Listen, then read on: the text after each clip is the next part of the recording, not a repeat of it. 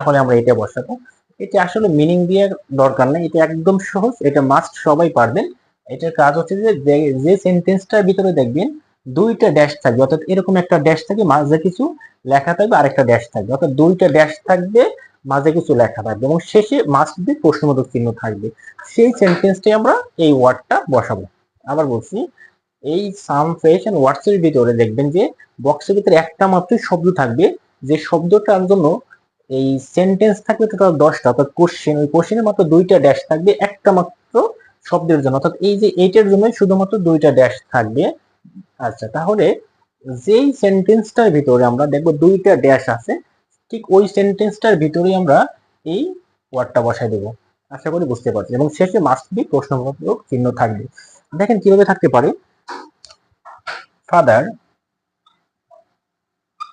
একটা কমা দেওয়া আছে, এখানে একটা গ্যাপ দেওয়া আছে,